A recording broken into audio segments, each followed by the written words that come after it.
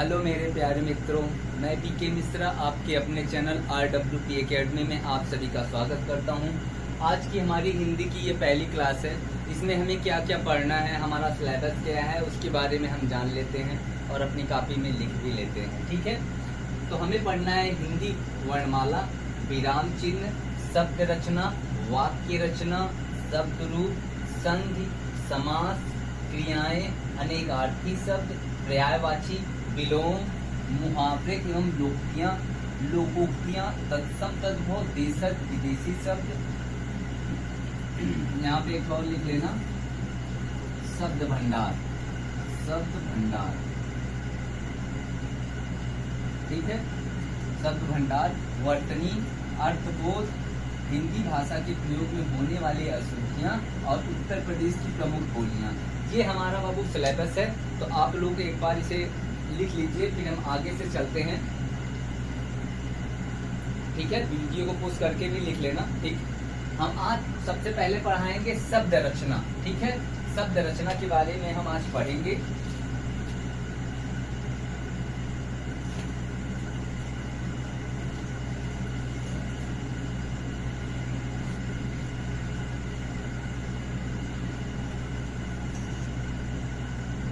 शब्द रचना, शब्द रचना। पहली चीज हमारा ये शब्द क्या है। शब्द क्या है? वर्णों के, ठीक है, वर्णों, जब दो वर्ण मिलते हैं तो शब्द की उत्पत्ति होती है। ठीक है, तो हम परिभाषा लिखते हैं, वर्णों से मिलकर, वर्णों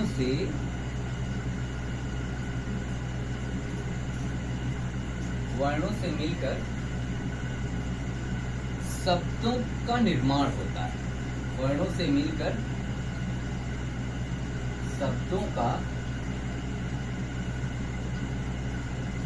निर्माण होता है। ठीक है, और ये तीन प्रकार के होते हैं। या फिर लिखना चाहो, इन्हीं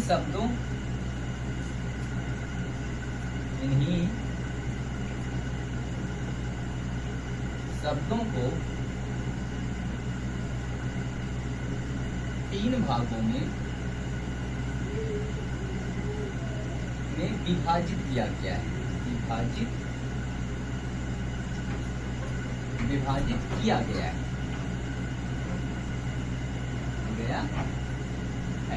ठीक है, पहली चीज, कोई अगर आपसे शब्द पूछता है तो बता देना कि वर्णों से शब्दों की उत्पत्ति हुई है। मतलब जब दो वर्ण मिलते हैं या दो से अधिक वर्ण मिलते हैं तो शब्द की उत्पत्ति होती है। ठीक है, तो वही मैंने बताया है, वर्णों से मिलकर शब्दों का निर्माण होता है। और ये शब्द जो कितने प्रकार के होते हैं? तीन प्रकार के होते हैं। नंबर एक, रूढ़ शब्द। दूसरा होता है यौगिक शब्द। और हमारा जो तीसरा होता है योग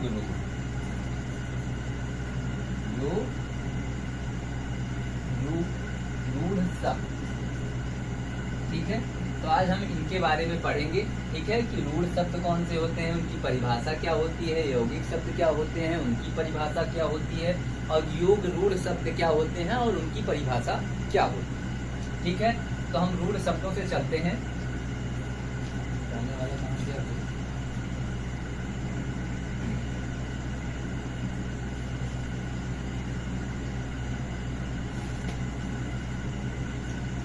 रूढ़ शब्द, ठीक है, रूढ़ शब्द किसे कहते हैं?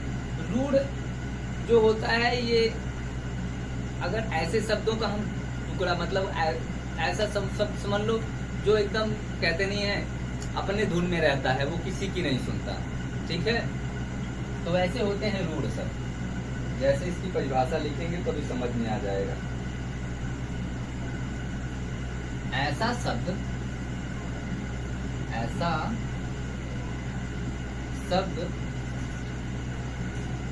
जिसका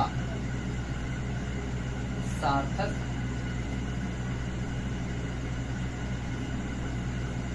खंड ना हो सके, खंड ना हो सके, इसे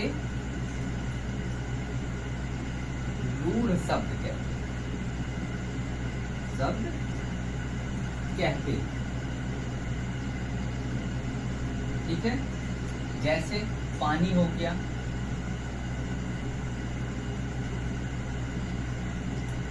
कलम हो गया, ठीक है, नमक हो गया, मौका हो गया,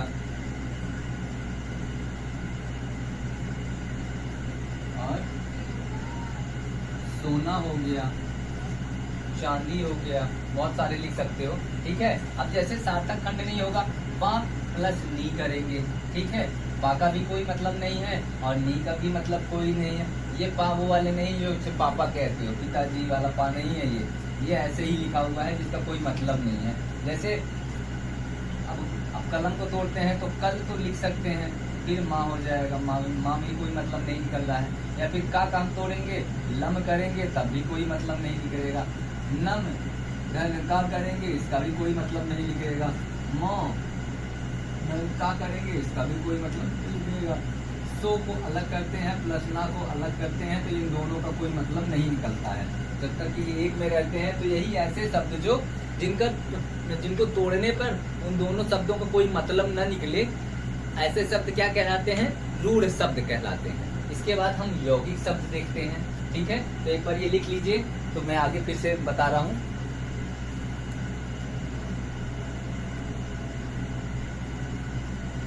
ठीक है, आगे चलते हैं। ज्यादा नहीं है शब्द रचना, छोटा ही है। अब समझ लो जितना टाइम रूढ़ में लगा है उतना टाइम दो में और लगेगा। इसके बाद हम पढ़ेंगे वाक्य रचना। ठीक है, यौगिक शब्द दूसरा हमने बताया था, यौगिक शब्द। अब यौगिक शब्द क्या होते हैं? ठीक है, ऐसा शब्द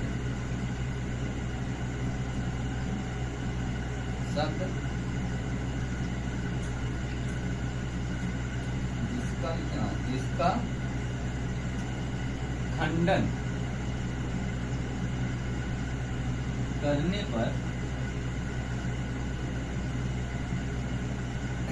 पर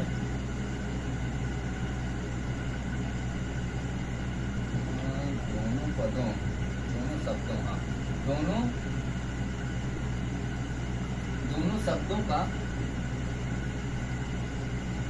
सार्थक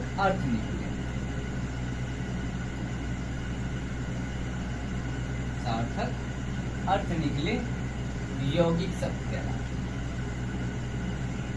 यौगिक शब्द कहलाते हैं। ठीक है, जैसे में लिख लेना, घुड़सवार। ठीक है,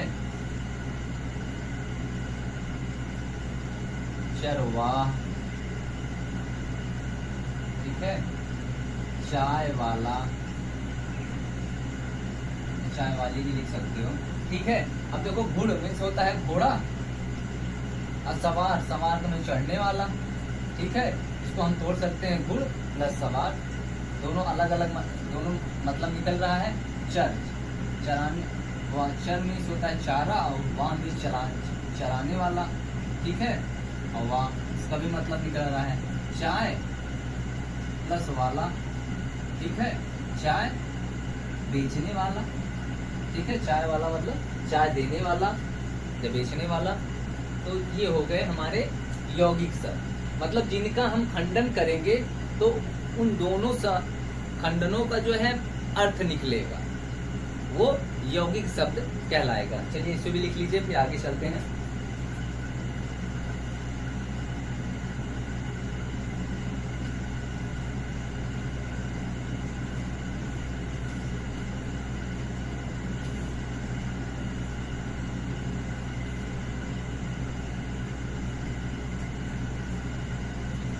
चलिए ठीक है, फिर आगे चलते हैं तीसरे वाले पे।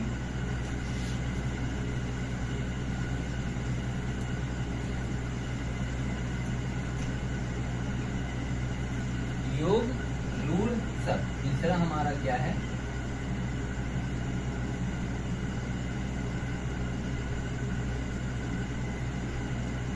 योग रूढ़ शब्द। ठीक है, ऐसे शब्द ऐसे नहीं, तो जहां पर दो शब्द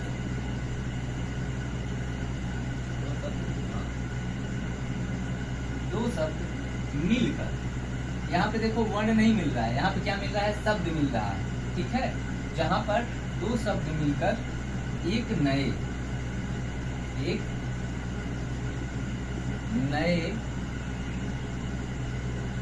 शब्द, एक नए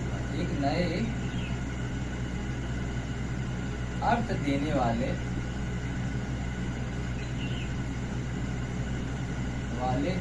शब्दों का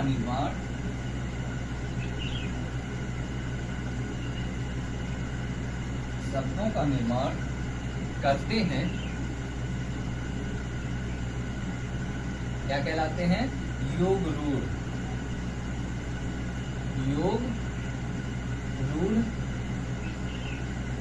शब्द कहलाते हैं। ठीक है, जहां पर दो शब्द मिलकर एक नए अर्थ देने वाले शब्द का निर्माण करते हैं। ठीक है, दो शब्द मिलेंगे, जैसे मैंने कह दिया पीतांबर। क्या कह दिया? पीतांबर। पीत मीन्स होता है पीला और अंबर मीन्स होता है वस्त्र। ये दो शब्द मिले हैं, लेकिन ये दो शब्द मिलने के बाद अर्थ किसका दे रहे हैं? या फिर कह दीजिए कृष्ण भगवान का, या फिर कह दीजिए विष्णु भगवान का। ठीक है, ये दोनों शब्द मिलते हैं और ये तीसरा एक नया शब्द बनाते हैं, जिसे हम किसी और नाम से, जिनका इनका कोई मतलब ही नहीं रहता वैसा। देखो, इनका मतलब निकलना चाहिए था पीला वस्त्र, लेकिन इसका मतलब क्या निकला? कृष्ण या विष्णु। एक तीसरा ले लेते हैं, दूसरा वीणा पाणी। वीणा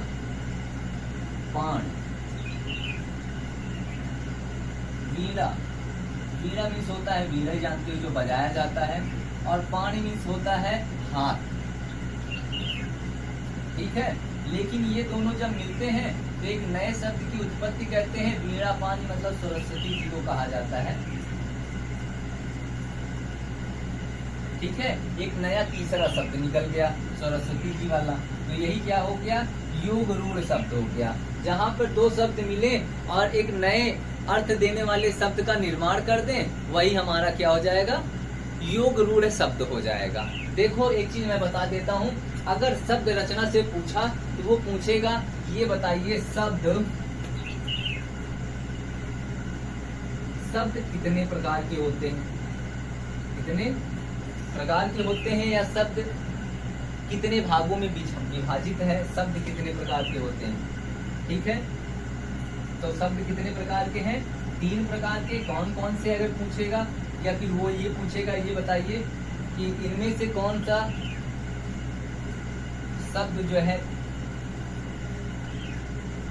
कौन सा शब्द रूढ़ शब्द है, या पूछ लेगा, जैसे लिख देगा। अब तीनों को जानते रहिए। पहली चीज तो ये जानिए कि रूढ़ शब्द।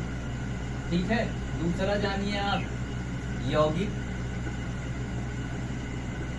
इसके बारे में अभी बताया है। तीसरा मैंने बताया है योग रूढ़। ठीक है, ये 3 तरह के हमारे शब्द। ठीक है, अगर आपसे किसी ने पूछ दिया कि ये बताइए शब्द कितने प्रकार के होते हैं, तो उस टाइम आपके दिमाग में ये बातें नहीं रहेंगी कि शब्द 3 प्रकार के होते हैं। रूढ़ शब्द, यौगिक शब्द, योग रूढ़ शब्द। ठीक है, रूढ़ शब्द वो होते हैं जिनका खंडन करने पे कोई भी अर्थ ना निकले, और दूसरा जो यौगिक शब्द होते हैं वो उनके दोनों अर्थ निकलेंगे। खंडन करने पे दोनों के मतलब निकलेंगे तो यौगिक शब्द कहलाएंगे। और तीसरा, जब दो शब्द मिलकर कोई नए तीसरे अर्थ देने वाले शब्द बनाए तो वो कौन सा हो जाएगा, योग रूढ़ शब्द हो जाएगा। जैसे हमने पीताम्बर लिखा, ठीक है, मतलब कृष्ण भगवान, पीला वस्त्र जिसका मतलब होता है, लेकिन हम जो है उसको जो है कृष्ण भगवान या विष्णु भगवान की उपाधि देते हैं, पीताम्बर कहा जाता है। वीणा पाणी वीणम लव, जिनके हाथ में वीणा रहे, तो इसके हाथ में वीणा रहती है सरस्वती के, तो हम जो है सरस्वती को नया शब्द हमारा मिल गया, नया अर्थ देने वाला शब्द सरस्वती मिल गया, तो हमने क्या कर दिया, योग रूढ़ के बारे में भी पढ़ लिया। ठीक है, तो आपको ये क्लास कैसी लगी? हाँ, इसे लिख लो, फिर आगे भी देखिए। चलिए आगे बताते हैं।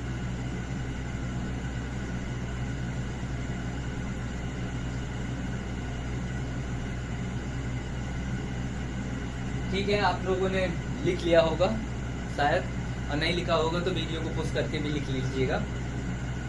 तो आज से हमारी हिंदी चालू हो गई। अब रोज हिंदी की एक क्लास और रीजनिंग की एक क्लास रोज चलेगी। तो आप लोग ध्यान लगा के, मन लगा के पढ़िए, और वीडियो को लाइक, सब्सक्राइब, शेयर करना मत भूलिए। ठीक है, तो आज के लिए धन्यवाद। कल फिर मिलते हैं इसी समय।